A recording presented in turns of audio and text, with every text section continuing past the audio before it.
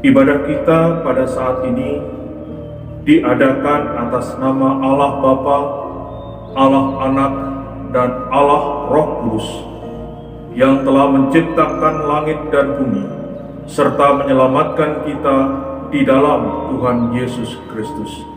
Daripadanya lah damai sejahtera mengalir atas kita sekalian. Amin.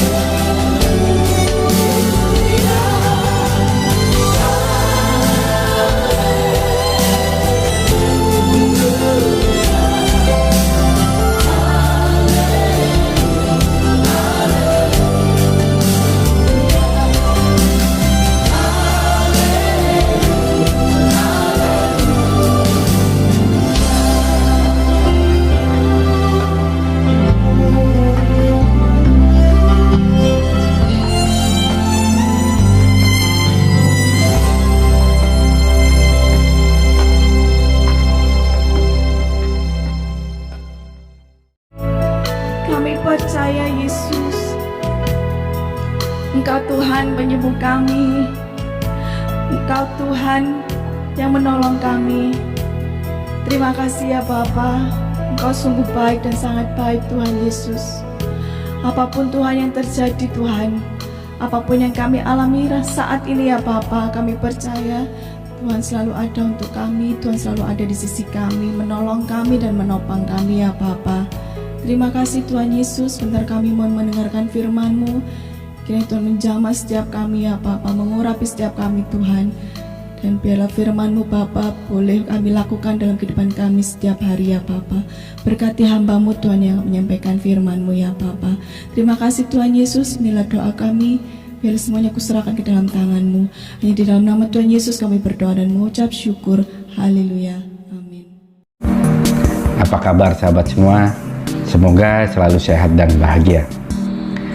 Kali ini saya akan berbicara tentang hukum pikiran. Kita tahu Tuhan yang Maha Pencipta telah memberikan kita instrumen penting dalam tubuh kita, dalam diri kita yang sangat luar biasa, yaitu pikiran. Lalu bagaimana hukum pikiran? Kita akan bahas satu demi satu. Yang pertama, pikiran hanya mengenal waktu sekarang. Dia tidak mengenal masa lalu atau masa depan. Semuanya terjadi sekarang. Kenapa orang trauma? Kenapa orang sakit hati, dendam, dongkol, jengkel? Itu karena masa lalu, tapi masih dipikirkan kapan? Sekarang. Padahal sudah berlalu, tapi masalah itu masih menggantung hingga sekarang. Terus kenapa orang takut naik pesawat, takut ketinggian, takut sesuatu padahal belum terjadi? Padahal itu kan masa depan. Ingat, pikiran hanya mengenal kata sekarang. Jadi, tidak ada masa lalu, tidak ada masa depan. Bagi pikiran, semua terjadi sekarang. Yang kedua, pikiran hanya bisa memikirkan satu hal dalam satu waktu. Maka bagi Anda yang suka memaksakan diri, memikirkan banyak hal di satu waktu, itu sama saja Anda sedang membebani pikiran Anda dan membuat pikiran Anda mudah error, mudah hang, overload, dan itu akan merugikan kesehatan Anda sendiri. Ketiga, kekuatan program pikiran ditentukan oleh emosi yang menyertai. Misalnya, ketika Anda belajar dalam kondisi yang sangat happy, sangat nyaman, maka pelajaran itu pasti mudah masuk dalam pikiran bawah sadar Anda dan pasti ingat, membekas sampai kapanpun. Anda mungkin pernah mengalami kejadian-kejadian di masa lalu yang menyenangkan atau sebaliknya sangat tidak menyenangkan, traumatis bahkan. Tentu program itu akan melekat sampai sekarang. Kenapa? Itu tadi, karena emosi yang menyertai akan membuat program pikiran Anda semakin kuat dan melekat. Yang terakhir, imajinasi sangat kuat pengaruhnya dalam program pikiran ketimbang ilmu pengetahuan yang sifatnya eksakta. Kenapa Anda lebih suka belajar melalui video, melalui YouTube, atau melalui media lain yang bergerak? Ini karena pikiran Anda lebih suka hal-hal yang imajinatif. Anda yang sudah menonton film Joker tentu mendapat banyak informasi tentang pikiran, tentang psikologi, tentang kejiwaan seseorang. Kenapa? Karena informasi itu disampaikan melalui film Joker yang sangat imajinatif. Walaupun ini film sangat berbahaya ditonton untuk anak-anak. Semoga bermanfaat. Firman Tuhan terambil di dalam Kolose pasal 3 ayat 1 sampai ayat yang keempat. Demikian bunyi firman Tuhan. Karena itu, kalau kamu dibangkitkan bersama dengan Kristus, carilah perkara yang di atas, di mana Kristus ada, duduk di sebelah kanan Allah. Pikirkanlah perkara yang di atas, bukan yang di bumi. Sebab kamu telah mati dan hidupmu tersembunyi bersama dengan Kristus di dalam Allah. Karena hidup kita ada bersama Kristus di surga. Apabila Kristus yang adalah hidup menyatakan diri kelak, kamu pun akan menyatakan bersama dengan Dia dalam kemuliaan. Dr. Lisa Rankin, penulis buku Mind Over Medicine, mengemukakan sebuah fakta yang mengejutkan dunia kedokteran. Ternyata selama bertahun-tahun dalam karirnya sebagai dokter, Dr. Lisa Rankin menemukan banyak sekali dokter yang memberikan obat palsu kepada pasiennya, suntikan palsu, dan bahkan juga operasi yang pura-pura. Sebenarnya obat yang diberikan hanyalah mengandung gula, bukan obat. Suntikan yang diberikan juga hanyalah suntikan vitamin, dan operasi yang diberikan sebenarnya tidaklah terlalu serius. Tetapi faktanya tingkat kesembuhan pasien meningkat drastis. Ini karena pasien berpikir dan merasa yakin bahwa mereka sudah dalam proses penyembuhan. Sadarkah kita bahwa kesembuhan atau keberhasilan kita akan sangat tergantung dari cara pandang atau cara kita berpikir? Ada keterkaitan kuat antara seberapa besar daya tahan, semangat, daya juang, mental kita dengan apa yang ada di pikiran kita. Seringkali pikiran-pikiran negatif menghambat kita untuk mengalami kesembuhan atau peningkatan dalam hidup kita. Contoh, ada seorang pria yang dijadikan kelinci percobaan, diberitahu bahwa ia akan dieksekusi dengan cara diberi suntikan mati. Walau sebenarnya suntikan yang diberikan kepadanya hanyalah vitamin dan tidak mengandung racun untuk membunuhnya, namun dalam waktu yang tidak terlalu lama, jantung pria itu berhenti berdetak. Berdasarkan cerita ini, dapat kita lihat betapa besarnya kuasa pikiran kita. Napoleon Hill pernah mengatakan, apa yang kita pikirkan dan percayai, maka kita dapat meraihnya. Betapa hebatnya kuasa pikiran itu. Kita sudah sering mendengarkan betapa pentingnya menjaga pikiran kita untuk selalu positif dan selalu optimis. Kata pikirkanlah di dalam Kolose pasal 3 ayat yang kedua, ini bukan sekedar aktivitas mengingat atau merenungkan sesuatu. Ini masalah meletakkan pikiran pada sesuatu, sebuah orientasi pikiran.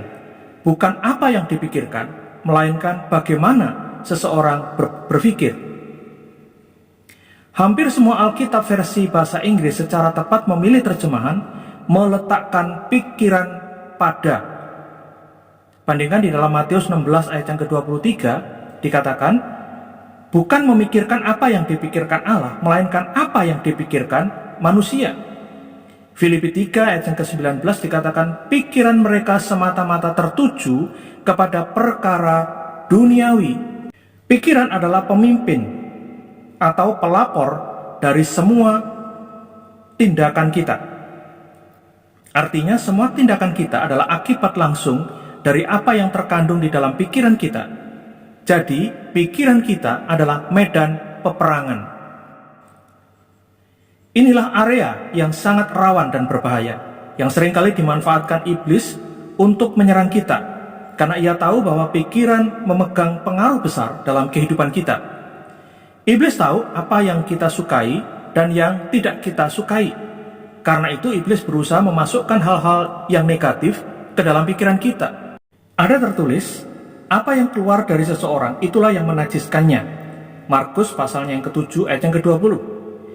Pikiran yang terisi oleh hal-hal yang negatif pada saatnya akan keluar melalui ucapan dan tindakan kita. Apa yang kita pikirkan sangat menentukan siapa diri kita. Status akan menentukan perilaku. Firman Tuhan saat ini mendorong kita untuk meletakkan pikiran dan hati kita kepada perkara-perkara yang di atas, karena kita tahu siapa kita di dalam Kristus, yaitu kita yang telah mati dan bangkit bersama dengan Kristus. Hal ini dijelaskan di dalam Kolose pasal yang ketiga ayat yang ketiga, dikatakan hidup kita tersembunyi bersama dengan Kristus di dalam Allah. Tersembunyi bersama dengan Kristus di dalam Kolose pasal 3 ayat yang ketiga, di sini dikontraskan dengan menyatakan diri bersama dengan Kristus. Kalau kita bisa melihatnya di dalam Kolose pasal 3 ayat yang keempat. Jikalau kita nanti dinyatakan dalam kemuliaan bersama dengan Kristus, maka sekarang hidup kita tersembunyi dalam kehinaan bersama dengan Kristus. Meletakkan pikiran dan hati kepada Kristus yang menang atas segala sesuatu tidak secara otomatis membebaskan kita dari berbagai persoalan, misalnya kegagalan, kekecewaan, penyakit, dan kematian. Namun, semua ini hanyalah sementara. Sama seperti Kristus hanya mati sementara dan dibangkitkan selama-lamanya.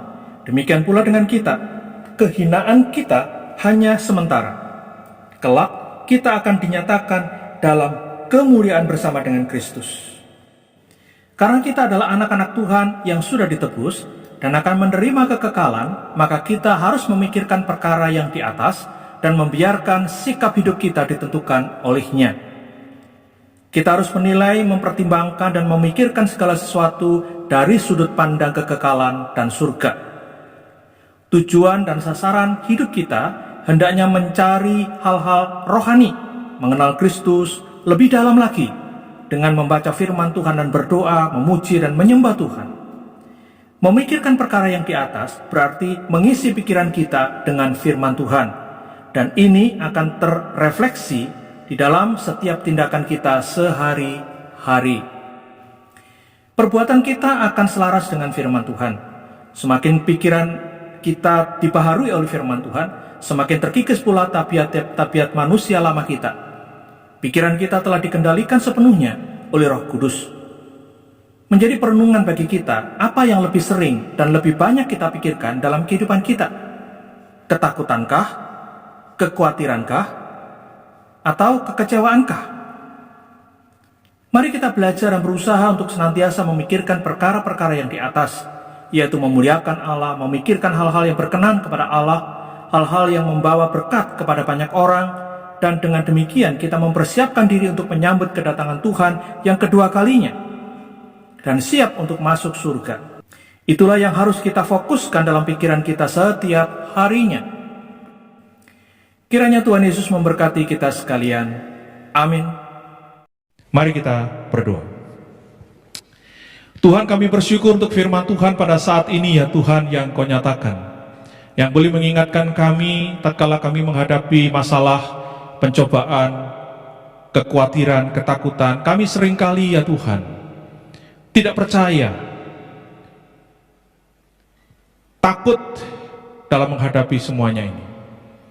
Kami seringkali, ya Tuhan, tidak menghidupi firman itu dalam hidup kami. Kami seringkali, ya Tuhan, tidak konsisten dengan iman percaya kami. Tatkala bahaya datang, kami seringkali ragu pertolongan Tuhan. Tatkala kesulitan datang, kami seringkali tidak percaya bahkan akan kuasa Tuhan menolong dan menyertai. Oleh karena itu, ya Tuhan, pada saat ini biarlah kami memiliki iman seperti Daniel. Sekalipun virus corona ini belum tuntas di bumi ini, kami tetap percaya kepada Tuhan. Apapun yang terjadi, ya Tuhan, kami tetap percaya. Ajar kami untuk selalu bersyukur atas semua kebaikan Tuhan yang Tuhan telah lakukan, sedang lakukan, dan yang akan Tuhan lakukan. Dan biarlah firman Tuhan pada saat ini mengingatkan kami, menguatkan kami, dan mendorong kami untuk tetap setia kepada Tuhan. Di dalam nama Tuhan kami Yesus Kristus, kami berdoa dan bersyukur. Haleluya. Amin. Bapa kami yang di surga, dikuduskanlah nama-Mu. Datanglah kerajaan-Mu. Jadilah kehendak-Mu di bumi seperti di sorga. Berikanlah kami pada hari ini makanan kami yang secukupnya, dan ampunilah kami akan kesalahan kami,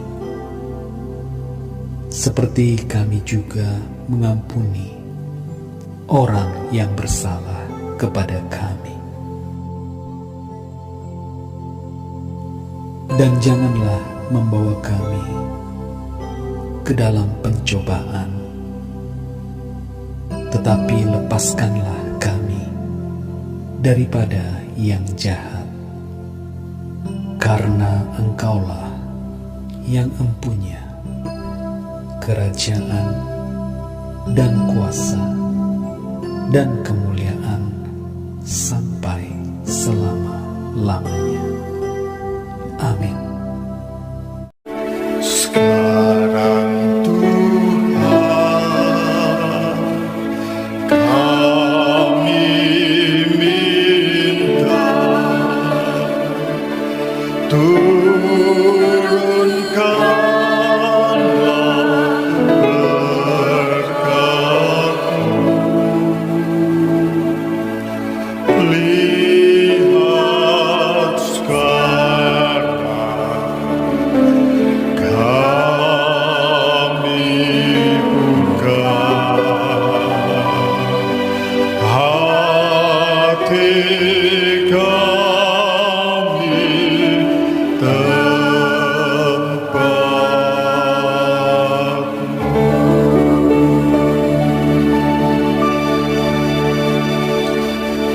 saudara-saudara yang kekasih di dalam Tuhan, jemaat yang dikasihi Tuhan, terimalah segala berkat, rahmat, anugerah, damai sejahtera, sukacita daripada Bapa yang di surga, kasih sayang Tuhan Yesus Kristus, serta persekutuan Roh Kudus, menyertai dan tinggal dalam setiap kehidupan kita, rumah tangga kita, pelayanan kita, aktivitas kita.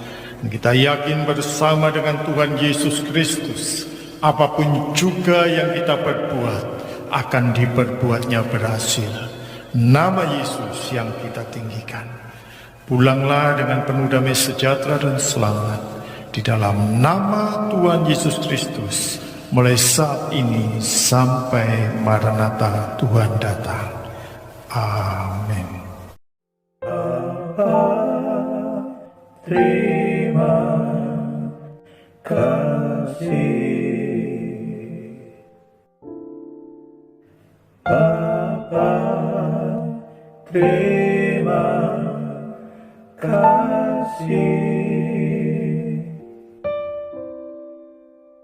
Bapa di dalam surga. Puji, terima kasih.